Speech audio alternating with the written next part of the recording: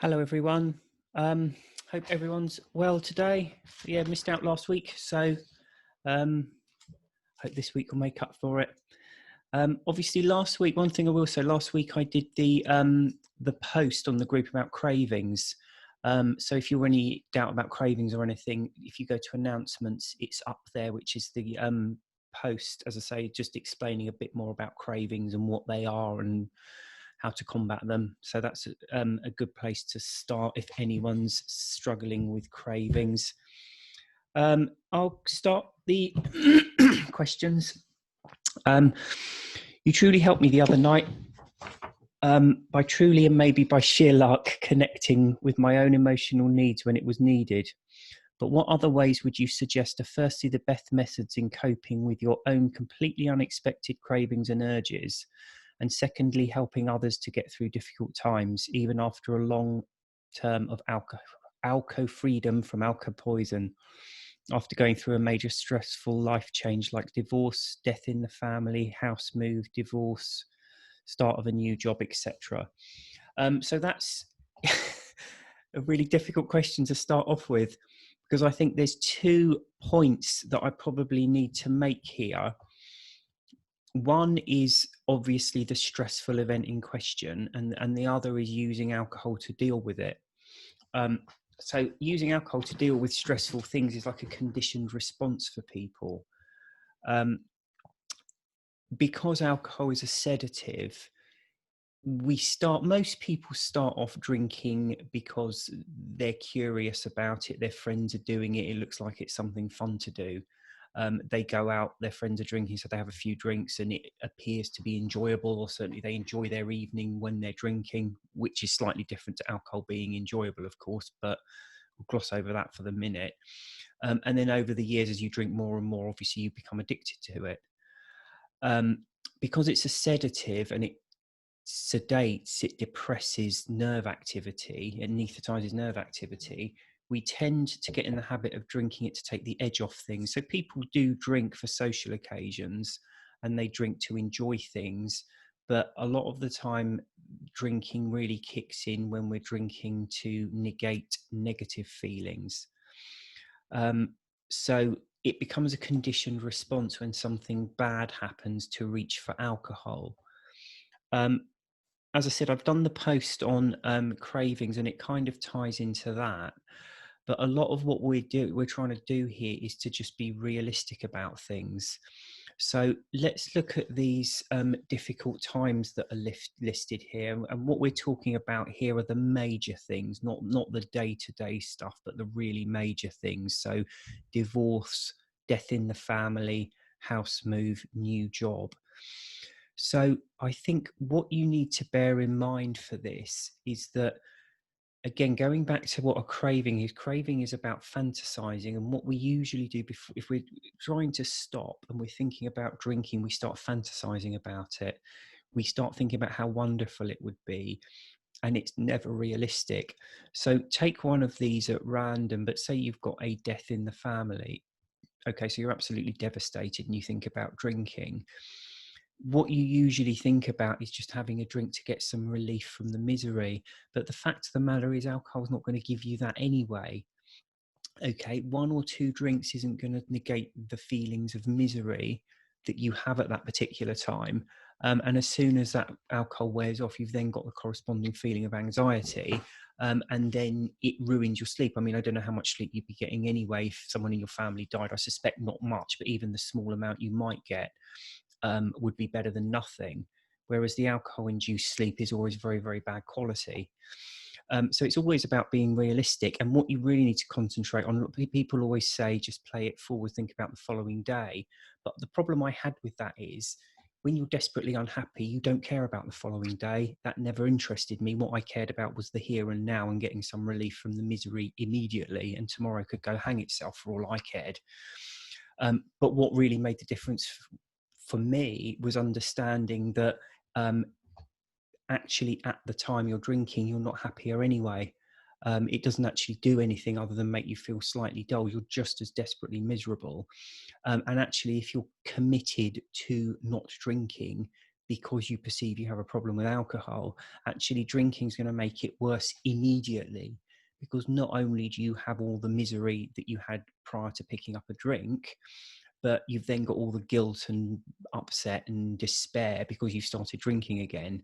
So it's not like you gain anything and then pay for it the next day. You actually just lose throughout.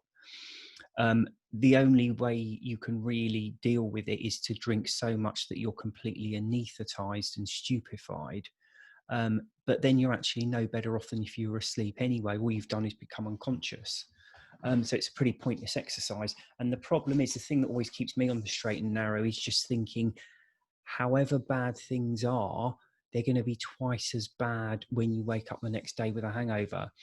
So no matter how desperately miserable you are, you're not going to gain anything that night by drinking, and it's going to look a hell of a lot worse the following day.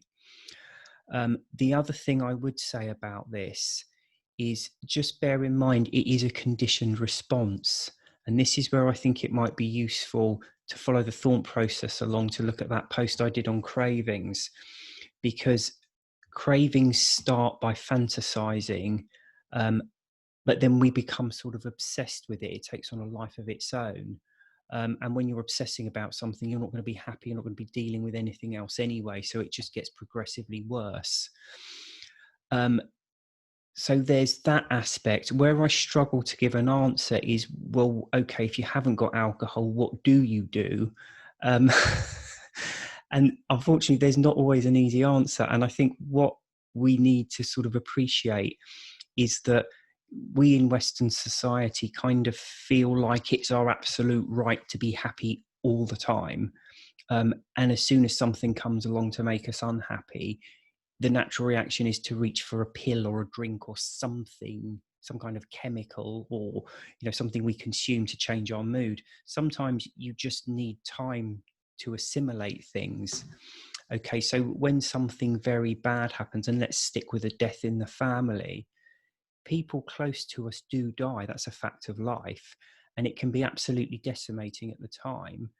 But you do need to appreciate that as the years go by, you never stop missing that person, but it becomes part of your life and you carry on, you can live with it. And all that really happens is your brain just starts to accept the pain, and it's the same, I think I mentioned before, most people probably watching this have got clothes on, but you're not consciously aware of them. But when you stop and think of the actual feel of the clothes, you can then realize that they are there. You can actually feel the cloth against you, but most of the time you're not consciously aware of it. The fact of the matter is, when something's there all the time, you eventually cease to be aware of it. And that's true for grief as well. But the problem is, when you're drinking through it, you're not actually this is what people say when they say feel the feelings, because when you feel those feelings, you start to get used to them. They start to become a part of your life, and you can then move on. When you're constantly anesthetizing through them, you're never actually doing that. When you look at posts from people who are drinking long term, they are the ones that there'll be something that's happened in their sometimes quite distant past, and they've never got to grips with it because they're drinking. And that prevents the mental healing that comes with it. So that was a really difficult question for the first one. Unfortunately, I don't think the rest of them are quite that difficult. But it is a very difficult one, because I can't, if you are desperately unhappy, I can't offer a solution for it. I mean, I can give the usual things like, meditate and go for a run and all that kind of stuff. That doesn't really cut the mustard when you're talking about these massive life-changing events. But sometimes you just need to bear in mind that you do sometimes have to sit through things and suffer them. And that sitting through and suffering things is a better alternative than trying to use a chemical to deal with it, which actually just doesn't do any good at all and just prolongs the misery.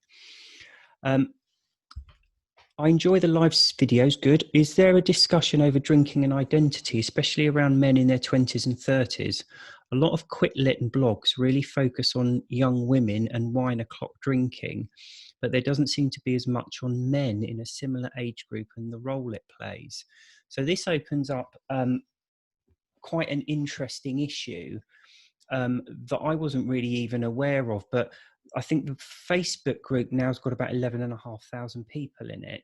And as admin, I can see the statistics of male, female, and age groups, and it's something like 80% female.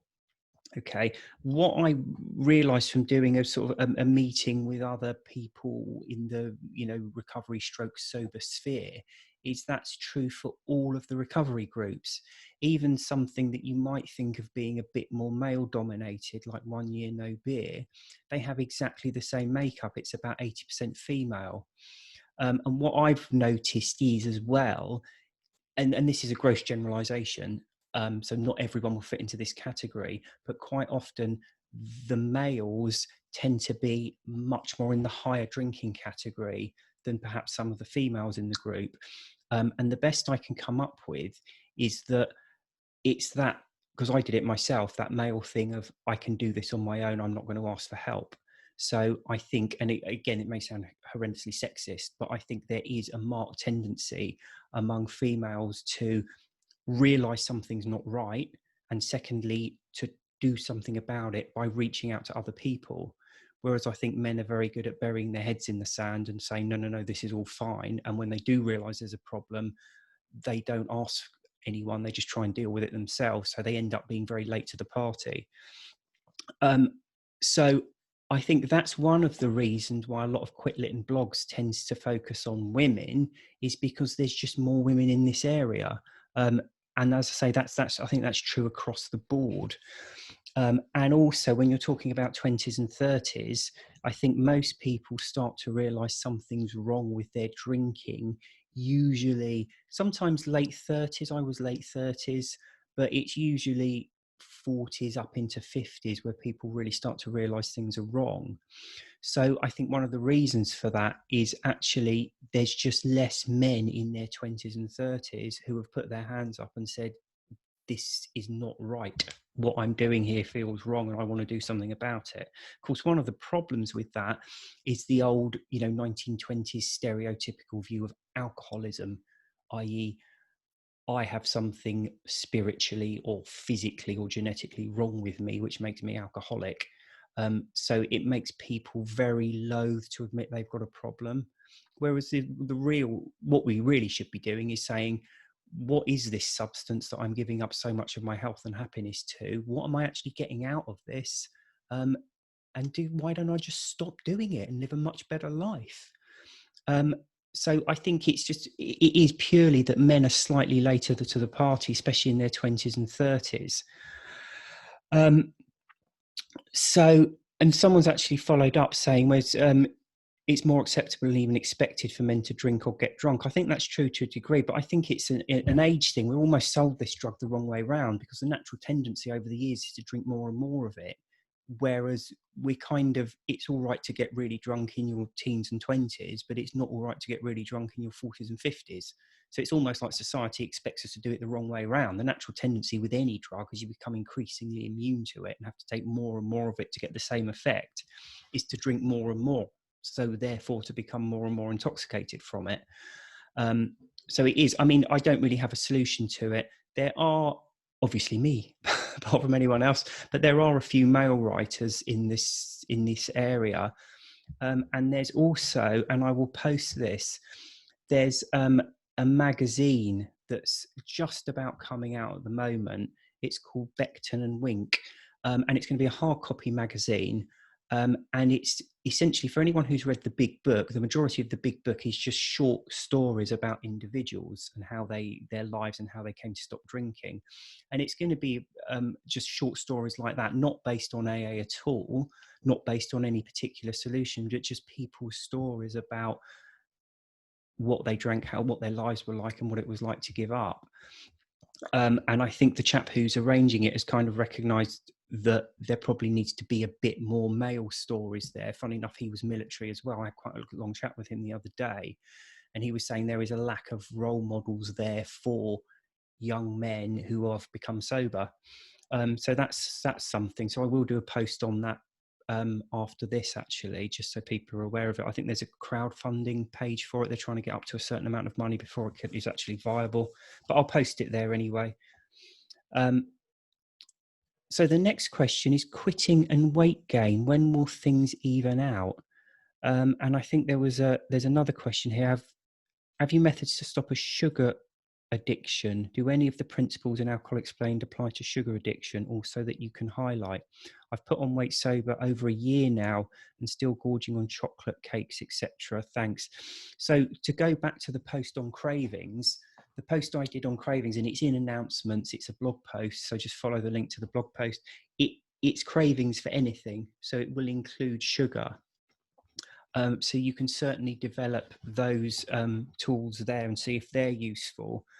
What I would also say was alcohol makes us eat more, okay? It's an appetite stimulant, which may sound very counterintuitive when we talk about alcohol being a chemical depressant. But to explain how the human body works, when you eat food, it's got something like, I don't know, 30 foot of digestive tract to go through. And it goes through that by muscles squeezing it through all the way. So eating takes up a huge amount of energy. So what your body likes to do is make you eat when you're sitting down relaxing, okay? Which is why things like adrenaline and amphetamines and stimulants stop us being hungry, and depressants actually make us feel hungry, because it's when you're relaxing that your body likes you to eat, because then it can divert the energy to digestion. So when we drink alcohol, we tend to eat more. It anesthetizes the receptors that tell us when we're full. It creates dopamine, and dopamine's the drug that makes you want to go and do something, like you just need something. And one of the things that often focuses on is hunger, which is why people wake up and have massive fry-ups and loads of fast food when they've been drinking. And it prevents you absorbing certain vitamins and minerals. And of course, your body triggers feelings of hunger, not only when you're low on calories, but also when you're low on vitamins. So if you're constantly low on vitamins, you've got this almost constant hunger going on. So for all these reasons, drinking tends to make us eat too much and make us eat rubbish. So when you stop, it does take a bit of time. Now, the different parts of this will fall into place in a different time frame. I found after about 3 months off drinking, my diet changed, and I wasn't trying to change my diet at all. I just gave up drinking and just carried on with eating whatever I was normally eating. And then around the 3 months mark, I specifically remember, because I had my two boys were even younger then, and one of them was starting to wean. So we were like just cutting up bits of fruit and vegetables and stuff. And I started sort of picking at it and thinking, oh, wow, this is like an orange. Who thought an orange could taste so good?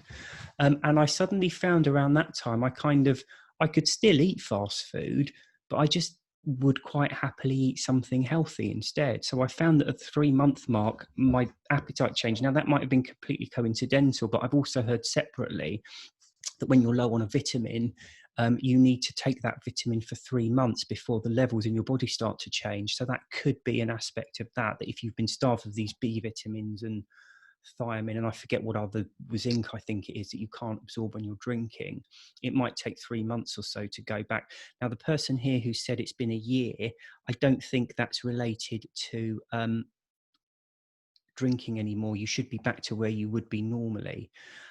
So I would say have a look at the post on cravings and see if that helps. There is Diet and Fitness Explained as well, which is another book which I do a sort of a similar kind of deep dive and analysis on our eating and dietary habits, and also a kind of basic outline of fitness.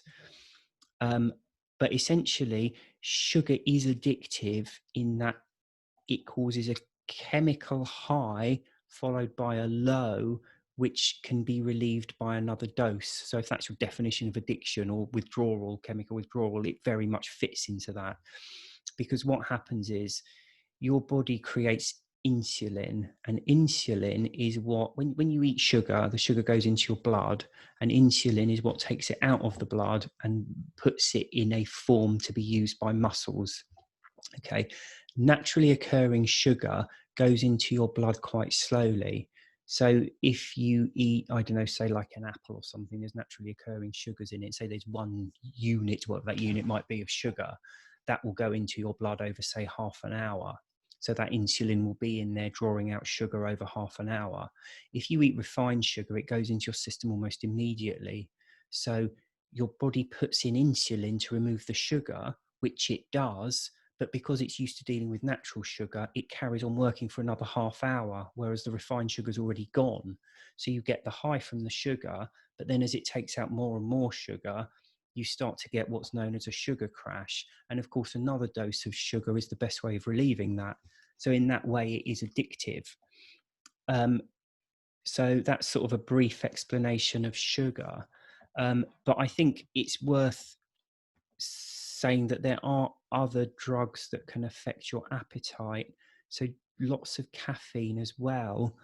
Caffeine is a stimulant. So again, you'd think, okay, fine, well, that will reduce my appetite. But don't forget your body incorporates the effects of drugs and tries to compensate for it. So if you're drinking lots of caffeine, when the caffeine wears off, you'll get a corresponding feeling of sort of tiredness and exhaustion and increased hunger. So if you're someone who finds that you don't eat during the day and then you eat loads in the evening, often that can be a caffeine issue. Sorry, I'm probably completely off topic. I'm supposed to be talking about alcohol. Stood here, sat here talking about diet. Let's go on to the next question then. So, this is an interesting one. I want to ask, your first book, do you use NLP in it? So I had to look NLP up, and it's neuro-linguistic programming. And I've spent a few minutes today trying to work out what neuro-linguistic programming is, and I couldn't understand it, to be honest. So someone else has put that this is a comment after this question. Much of Quitlet books use neuro-linguistic programming style language to help retrain the brain. That's why it's so effective, by changing our psychological language in relationship to an addictive substance and or behavior.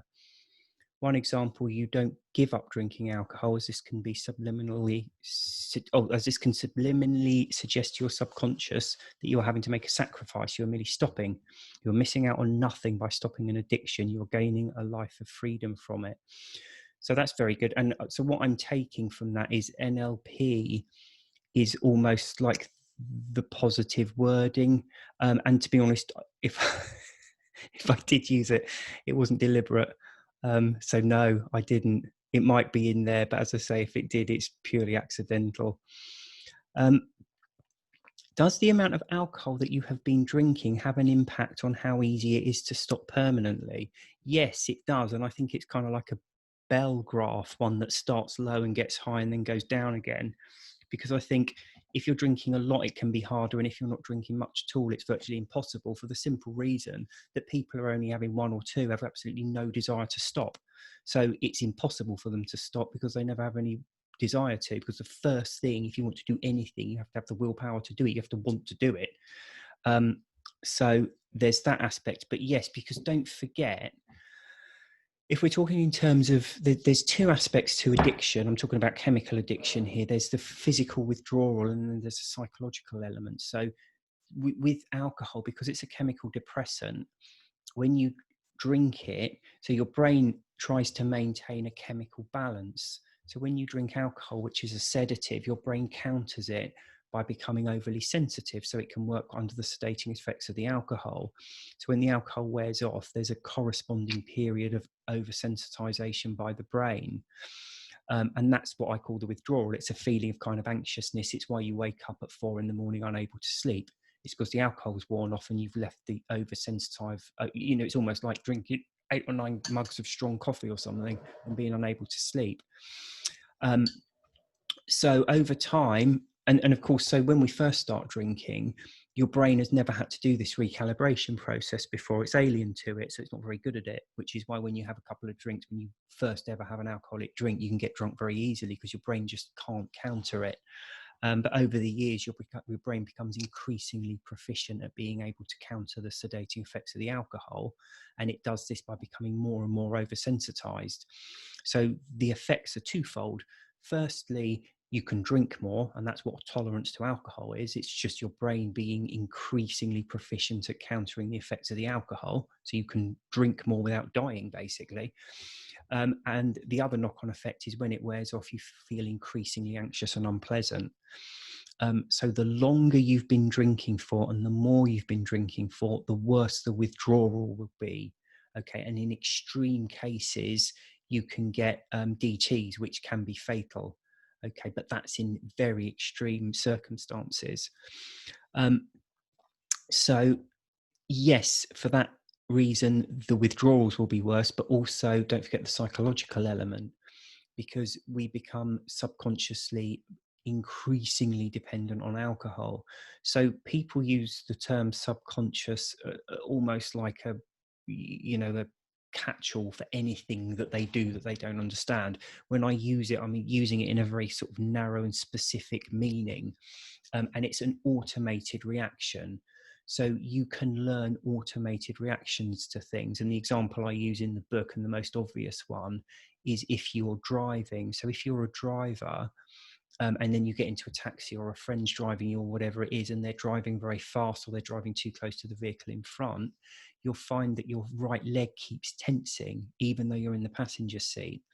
And the reason it's doing that is because your brain has learned over however many thousands of hours you've spent in a vehicle driving that if you tense your right leg, the vehicle will slow down. So it's an automated learnt reaction. Now, whenever you drink alcohol, it has two effects. It has an immediate sedating effect, and then when it wears off, a corresponding anxious and unpleasant effect. Okay, because they're quite close together, because the cause, i.e. the drinking, and the feeling of sedation or relaxation is quite close together, your subconscious brain learns that alcohol sedates you and makes you feel relaxed. But because it's not until it wears off half an hour, a few hours later, that you feel the anxiety, your subconscious doesn't link that feeling of anxiety with the alcohol. But what you're teaching your subconscious brain by drinking is that whenever you're stressed, whenever you're unhappy, an alcoholic drink will help things. So your brain starts triggering this reaction all the time. And of course, with every alcoholic drink, you're reinforcing that lesson. So people that have been drinking longer, for that very nature, will be more reliant on alcohol psychologically as well. And also a final point, a lot of our addiction to alcohol comes about by our beliefs. So we believe that we need to have alcohol to relax, to enjoy ourselves, to have a good time when we're out with friends, whatever it is. And the longer it's been since you managed to do any of those things without drinking, the harder it's going to be when you finally come to it. So if for the past 20 years you've never had a night out without drinking, it's going to be a lot more difficult than if it's only been the last 6 months. Okay. Fortunately, the solution is the same for everyone. It's just changing those beliefs. So when you realize that alcohol doesn't relax you, that you don't need it to enjoy a night out, that you don't need it to enjoy Christmas or holidays or all these other things that we think, my God, life's never going to be the same without drinking. Once you learn that to be absolutely incorrect, and that life is not only as good when you're not drinking, but infinitely better, providing you go about it the right way, the solution is the same for everyone. And then, in fact, when we were talking about the bell graph, one of the reasons sometimes the heavier drinkers find it easier to quit is because they are starting to, the love affair ends. So in many ways, alcohol, it's like being in an abusive relationship. And as time goes on, it gets worse and worse, and it becomes harder and harder to see that there's not a problem. So everyone who drinks, the natural tendency is to drink more and more. And as they drink more and more, the negative impact increases. So going back to what I was talking about before, people who have only just started drinking, they can close their mind to the bad side of it quite easy. Someone who's 20 years down the line, less so. So often people who are further down the line find it easier to quit because they're more, although they're more reliant on it, they're more sick to the back teeth of the whole thing. So they may have a stronger belief that they need it to enjoy life. But if you can actually reverse that belief, then they find it far easier to quit. And of course, and there is a question on, so I will come on to that in a moment, but they're less likely to suffer from fading effect bias and those related things, which I will talk about shortly, but essentially mean that the longer you go without drinking, the more you tend to look back and glorify and forget the bad parts of it. So that was that one. So hi, William Porter. I feel I am well on the road to an alcohol-free rest of my life, 4.5 months. So that's fantastic. Well done. I just wondered if you would recommend keeping with the groups, videos, books, etc. I sometimes feel that I don't need them now. Did and do you still read, listen, and chat? I have a new exciting life to live, and these things do take up a lot of time. I've made a special friend who I will keep in contact with and touch base now and again to reinforce my sobriety. But I feel I'm going over old stuff and I don't need anymore. I wondered if you felt the same. Any advice or sober groups I could join would also be gratefully received. Thank you as always for your lives. I still love them. So absolutely not. You don't need to stick with it. I mean, one of the issues I had with AA was when I went to AA and they said, well, you need to do like 90 meetings in 90 days. And it's like, hang on, I've got a full-time job and a young family and I don't have enough time for anything. And I completely hear what the answer was. Yeah, but what's more important, your sobriety, or because without your sobriety, you're going to lose your job, your family, blah, blah, blah. But my question was, yeah, but isn't there another way? Isn't there a way you can just quit and get on with your life? And that's what I was kind of looking for. And that's what I hope Alcohol Explained is. It's not it for everyone, but for some people it is. Some people feel they need to keep close to the group and the books and other books and whatever it is, but some people don't. And I would say to you, if you feel comfortable, just go and enjoy your life, because that's part of it for me. You shouldn't be spending as much time and effort on recovery as you did with your drinking. Otherwise, what's the point? You may be marginally better off, but the ideal is to be free of it, to quit and have done with it. I'm finished with that. Lovely. Now I can go and get on and enjoy my life. So do it. You will know if you need to do some work. And I say this so many times, because at some point, and it probably will happen to everyone because it does, you will think, oh, you know what? It would be lovely to have a drink now. Or you book a holiday and think, oh, I could have a drink now. I could just treat. And as soon as that thought hits you, that is the time to do some work and to brush up and to get back to reality and think, what on earth am I thinking? That's complete rubbish. It wouldn't add anything. It would just detract massively.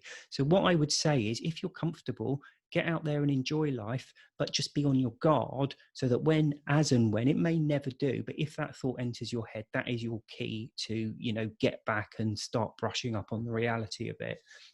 But no, absolutely not. Life's there to enjoy. And as I say, if you don't need to put in as much time in your recovery as you did with your drinking, then that's great. Go out there and enjoy your life. The next one, I don't know if it is pause, if there is such a thing. So pause is post-acute withdrawal syndrome, which is supposedly a sort of an alcohol withdrawal that kicks in a few months after you've quit. But after 3 months, I don't feel any better physically or emotionally. I have had 3 instances where I drank, but not to excess, and then I was able to go back to not drinking. Is it because of those times that I'm not feeling better? Last night, I really wanted just 1 glass of wine for comfort. I wish I could stop at just one, but therein lies the problem. I have read both of your books. I would say that your problem isn't... So firstly, post-acute withdrawal syndrome is incredibly vague. There's no... when I say scientific, it's not like they can test you and say, oh yeah, your brain's suddenly releasing this chemical and it's happening a few months after drinking. All it is there's a group of people, significant numbers, who say anything from a month to 6 months to a year after drinking, they start to feel a bit out of sorts and not really with it. So that's what pause is. I never suffered from it, and I know lots of people who didn't. What I would say here is, you've done 3 months, but you've clearly drank 3 times during then. And then you said last night you really wanted 1 glass of wine for comfort. So what that would say to me is, you've quit, which is great, but you're not happy quit. You want to drink. Okay. And that will stop you enjoying life. Okay. I knew someone who, he clearly had a fairly serious drinking problem. I went out with him one lunchtime And it was a lunch hour, and I can't remember how many glasses of wine he put away, but it was a substantial amount. And another time he went to the cricket, and he was talking to the people he was going with, and he took 6 bottles of wine with him to the cricket. So this is a chap who drank a lot, and he gave up drinking for Lent. And he was a few weeks into it, and I said, how are you feeling? You must be feeling loads better. And he said, no, I don't feel any better at all. And the reason is because if you really believe you enjoy something and then you're forced to give it up, you're going to be miserable, and you may get better sleep and you may be mentally so much better off. But if you're just sat there moping because you desperately want something, you're not going to feel any better. And that, I may have misread this, but that's what I read from this. I think, particularly given you've still drunk on 3 occasions and the other night you desperately wanted a drink, there's something there that's still pulling you in. Now, if you've read both the books, maybe start trying something else, because as I see it, the way we solve this problem is to completely change our core beliefs about drinking. Okay, so you think you need it to relax, you need it to enjoy life, you need it to cope with life, you need it to socialize, you need it for comfort, whatever it is. It's reversing those beliefs. If you can get rid of all of those beliefs, you're free. You know, if you genuinely know that you don't need it to socialize or to relax or any of the other things, you're free from it. If Alcoholics Explained 1 and 2 hasn't done it for you, keep looking for something that does. Because the fact of the matter is, alcohol doesn't do any of those things for you. Okay, this isn't you trying to see something in a weird, warped way to make life easier. It's the opposite. It's trying to get rid of that weird, warped thinking and to see things for as they really are. So keep looking is what I would say. You could try reading them again. But other than that, there's so many other good books out there at the moment. There's other ways of quitting as well. It's not just about the books. There's lots of other programs you can reach out to. There's coaches and all sorts. So I would say keep looking. But that's what I would say the problem is. I don't think it's pause, and I don't think it's not possible for someone to quit drinking and not feel physically or emotionally better for it, because alcohol interrupts our sleep, and it ruins the chemical balance of your brain. And those two things are always negative. So it's impossible to quit drinking and not feel better for it, unless you're moping because you desperately want to keep drinking. So I don't know if that's helpful or not. Hopefully it is. So the next question as well, 10 weeks sober, and I'm just wondering if there's a time frame for when fading effect bias kicks in. I've had 0 cravings and 0 fantasizing about alcohol. However, I relapsed earlier this year after 6 months sober, when a craving and FAB, fading effect bias, led me to a 2-month relapse. Is there a way to avoid fading effect bias? Yes, and I think I've just mentioned it. When you quit, you will know when it's coming on, because you will start to think to yourself, oh, an alcoholic drink would be nice in X, Y, or Z situation. Okay, it's the easiest thing in the world to just ignore it and just not bother about it. But that's like the rot setting in. You know, think if you've got, I don't know, a shed or something, and you start getting dry rot, or don't wait, you deal with it and cut it out as soon as possible. There is no time frame for it, because there's other aspects there. I've spoken before about ambition, about how for all living things it's a natural tendency to want to improve our lot in life, and we do that by fantasizing or glorifying what we don't have and being very critical of what we do have. So for that reason, you know, as soon as we quit drinking, we then start to naturally think back and think, oh, wasn't it wonderful when I drank? And you forget all the bad and start fantasizing about the good. So there's no time frame for it. It can be almost immediate, when some people never get it at all. If you really understand things fully and see them as they are, you may never get it. The only way to avoid it is, like everything else, to just be realistic. So how fading effect bias will work is in exactly the same way as a craving. It will start by you fantasizing about a certain situation with alcohol. And the way around it is to stop the fantasy. It really is that simple. Just cut the fantasy out and see it for the reality. So you're fantasizing about sitting on, I don't know, well, we've got Christmas coming up. So say you're fantasizing about having a glass of champagne on Christmas morning. Okay, what a lovely fantasy. But hang on, if you're drinking at Christmas, you're drinking at Christmas. So you will have had drinks the night before. Okay, and forget the fact you'll probably get completely drunk and have a hangover. Let's say you just do have one or two. You're still going to wake up at 3 or 4 Christmas morning and be unable to get back to sleep, which means when you do get up on Christmas morning, you're going to be really tired and wiped out. And also that horrible, slightly anxious feeling you get as the alcohol wears off. You're then going to drink the alcohol on Christmas morning. Then what? 20 minutes later, it will have worn off, leaving you feeling even more tired and grumpy and anxious.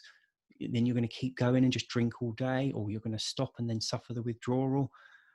Just see it for the reality that it is. And that's the only way really to stop it. But you can't be lazy with these thoughts. You can't just, as I say, don't just leave them. You need to really pin it down. So, okay, there were some more comments on that. Someone's put more about caving into withdrawal symptoms and stopping subconscious decisions. So the withdrawal symptoms, the physical withdrawal is a feeling of anxiety. Now, a lot of people don't drink until the evening anyway. Now, what I would say is, if you stop drinking at, say, midnight and you start drinking again at 6 the following evening, you've already been through 18 hours of the withdrawal. You're over the worst of it. You only need to go another 4 or 5 hours and go to sleep, and you're done with it. The first day is always the worst. Subconscious decisions, and again, I think this is someone who's read the post on cravings. I don't want to get into the craving thing again, because I did talk about it the other day, and I'm 40 minutes already here. But cravings move through a distinct process. Okay, they always go through the same order. The subconscious decision making is at the tail end of it, and it always starts off with fantasizing. So if you can catch it at the fantasizing stage, then you won't get the subconscious decision making. Okay, it is that simple. You stop it the second it enters your mind, and be realistic about it. So for me personally, I know I have an addictive personality. I'm all or nothing in everything in my work and life. Isn't my bigger issue to work on moderating? I've never really given that a chance. I've done a month no alcohol, but then totally relapsed. So addictive personality, I would say there's no such thing as it. There's a few points here. Firstly, as I mentioned, when we drink, we get very conditioned to reaching for something to consume to change how we feel. So it's very tempting when people quit alcohol to just reach for the next thing and the next thing and the next thing. What we're really talking about is people who are conditioned to trying to consume something to change how they feel. And while you continue to use that as your coping mechanism, you will continue to be addicted to things, be it food or other drugs or whatever it is. Okay, that's not your personality. That's just you needing to learn some more healthy ways of coping with stress, like exercise, meditation, yoga, reading, films, whatever it is, but just develop a healthy coping mechanism. That's nothing to do with being addictive personality. You say here, I'm all or nothing in everything in my work and life. That isn't generally seen as a bad thing. Okay, being enthusiastic for something and putting everything you have into it is not a bad thing. That's not addictive. And I think, again, and I probably need to do a blog post on this, there's a huge amount of confusion between addiction and compulsive behavior. Okay, they're very different things. Okay, sometimes people with an underlying issue, be it trauma or a mental issue, that can end up being compulsive. They can end up developing compulsive behavior. Okay, and that can often result in chemical addiction. Okay, so with these people, you remove the chemical addiction. Let's say they drink too much. Okay, they drink all the time. You remove the alcohol, but the compulsive behavior is still there.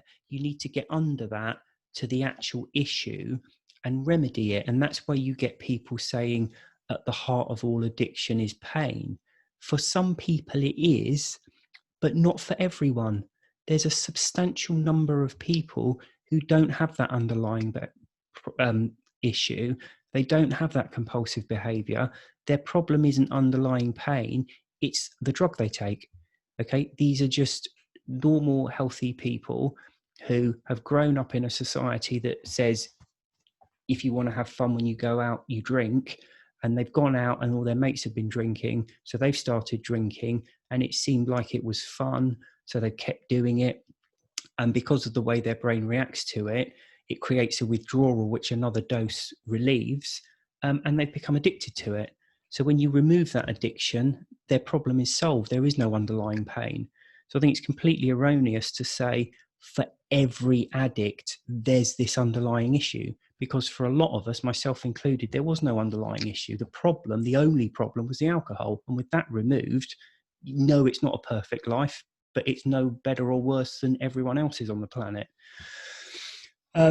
So I don't buy into the addictive personality thing at all. I think it's all to do with coping mechanisms. And I would say to you, all or nothing in life. Well, what is it in your life that isn't, it's not a good thing that you're throwing yourself into it and really going for it?